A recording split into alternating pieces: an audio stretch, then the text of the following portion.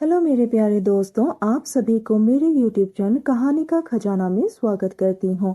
I hope आप सभी लोग खुश होंगे, स्वस्थ होंगे।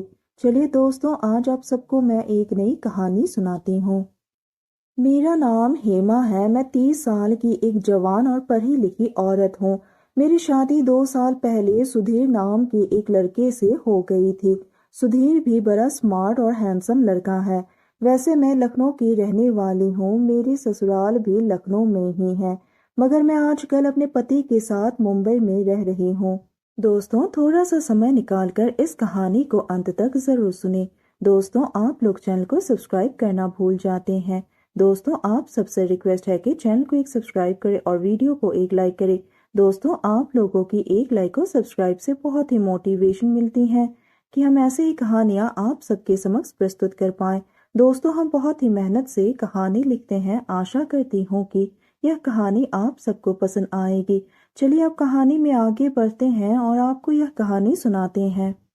मैं 5 फुट 5 इंच की हूँ। मैं बहुत ही गोरी चिट्टी हूँ, दिखने में बहुत ही खूबसूरत और हॉट हूँ। ऐसा मैं नहीं कह रही हूँ, लोग कहते हैं।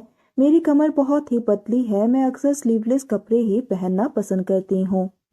शादी के पहले कॉलेज के दिनों में मैं दो बातों के लिए बहुत मशहूर थी। एक तो पढ़ाई के लिए और दूसरी वो के लिए।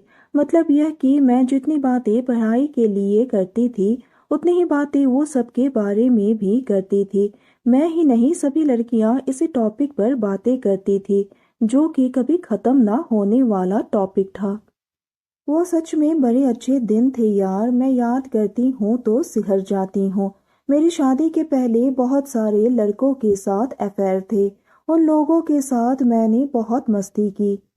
जब मैं कॉलेज में पढ़ती थी तो हमारे पड़ोस में एक रजत नाम के अंकल रहते थे। वो बहुत ही गोरे, स्मार्ट और हैंडसम थे। हमारे घर आते जाते थे। मैं कभी कभी उनके घर जाकर इंग्लिश पढ़ती थी। अंकल मुझे बड़े प्यार से पढ़ाते भी थे। मैं मन से अंकल का बड़ा आदर और सम्मान करती थी।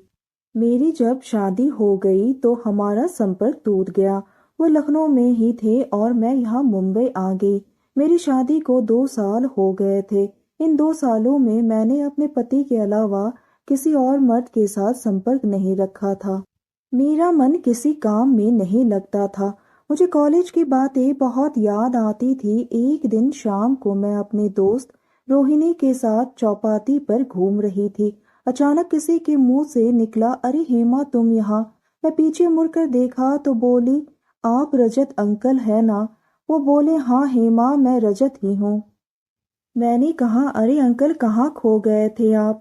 मैं आपको बहुत याद करती हूँ। आपसे मिलना चाहती थी, आपसे बातें करना चाहती थी, पर यह बताओ यहाँ मुंबई में कैसे? वो बोले, यहाँ मुंबई में मेरी बेटी है, मैं उसी के यहाँ ठहरा हुआ हूँ। मैंने कहा, अरे वो मैं तो मुंबई में ही रहती हूँ।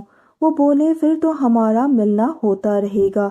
मैंने कहा, मिलना मिलाना होता रहेगा, ये तो आगे की बात है। मेरे साथ अभी चलो मेरे घर। फिर मैंने उन्हें रोहिणी से मिलवाया और कहा, ये मेरी सहेली रोहिणी है, ये भी हमारे साथ ही चलेगी।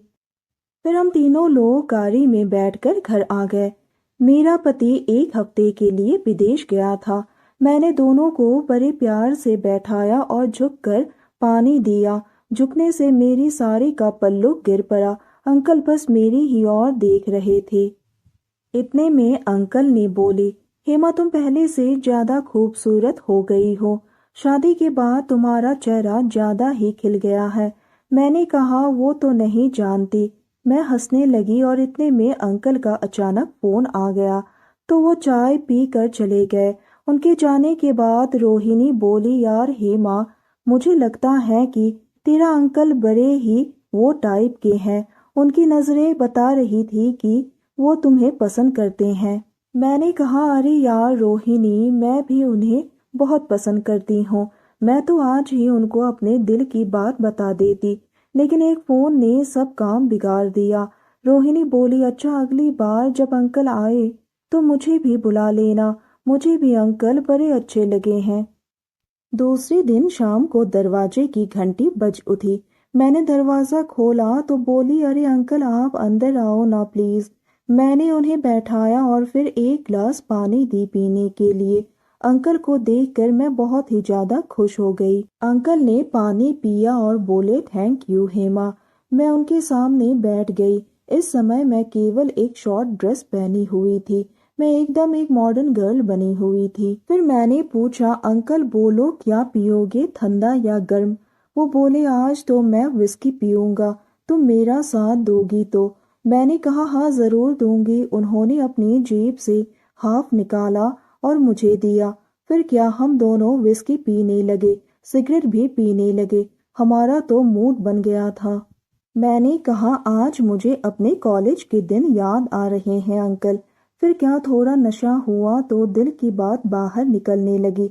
मैंने कहा, अंकल कल आपका फोन आया था, कोई खास बात थी क्या? उन्होंने कहा, नहीं कोई खास बात नहीं थी, पर हाँ कल मुझे तुम्हारी खूबसूरती ने पागल कर दिया था। तुम्हारी सहेली नहीं होती तो मैं तुम्हारे साथ थोड़ा वक्त बिताता। मैंने कहा, अंकल तो आज जी भर के मेरे साथ बातें कर लो, जितना वक्त बिताना है बिता लो। आज तो वो रोहिणी भी नहीं है। उन्होंने सिगरेट का एक कश लिया और धुआं मेरे चेहरे पर छोड़ दिया। मैं कहाँ चुकने वाली थी, मैं भी कश लिया और उनकी तरफ धुआं छोड़ दिया। वो बोले, तुम बहुत समझदार लड़की हो हेमा। मैंने कहा, हाँ तभी तो मैं तुम्हारे सवाल का जवाब देकर अपनी इच्छा जाहिर कर दी। वो बोले, हेमा एक बात है कि हमारे तुम्हारे बीच में उम्र का बड़ा अंतर है। मैंने कहा, अंकल औरत उम्र नहीं देखती है, औरत मर्द का औकात देखती है। वो बोले, हेमा तुम इतनी हॉट हो कि मैं कल रात भर सो नहीं पाया। मैंने कहा, अरे यार मुझे भी तुम्हारी बड़ी याद आती रही रात भर। उन्होंने मेरे कंधे पर हाथ रख दिया तो मैंने भी उनकी पैर पर हाथ रख दिया। तब उन्होंने मेरी चुम्मी ले ली, अपने हाथों से मुझे सहलाने लगे। मैं भी उनके साथ दे रही थी। मैं अंकल की जाल में पूरी तरह से फंस गई थी।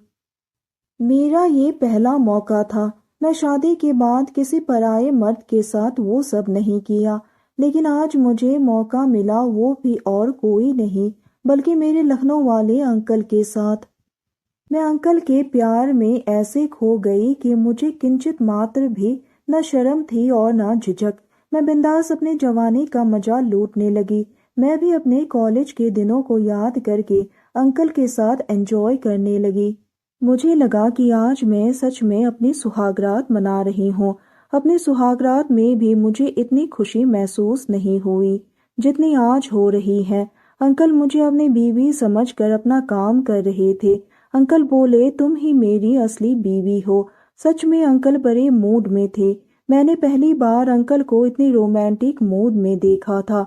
अंकल अगर इस उम्र में भी इतने रोमांटिक है तो जवानी में कैसे होते थे। अब तो मेरा मन भी सातवें आसमान पर था। मैंने उन्हें रात को मेरे घर में ठहरने के लिए बोला। उन्होंने मेरी बात मानते हुए रात मेरे पास ही रुक गए और सुबह उठकर वो चले गए। तो दोस्तों, यह कहानी एक सच्ची घटना पर आधारित है। बस इस कहानी को एक काल्पनिक रूप से तैयार किया गया है। और यह कहानी सुनने के बाद आप सबकी क्या राय है, हमें कमेंट करके ज़रूर बताइए। और साथ ही इस वीडियो को एक लाइक करें, चैनल को एक सब्सक्राइब करें और नोटिफिकेशन बेल को भी ज़रूर दबाएं ताकि अगली अपडेट सबसे पहले आपको मिले। दोस्तों, आपकी एक लाइक और सब्सक्राइब से बहुत ही मोटिवेशन मिलती है कि हम ऐसे ही कहानियाँ आप सबके समक्ष प्रस्तुत कर पाएं। आप सबने अपना कीमती समय निकालकर इस वीडियो को सुना, इसके लिए आप सभी को धन्यवाद करती हूँ। धन्यवाद दोस्तों।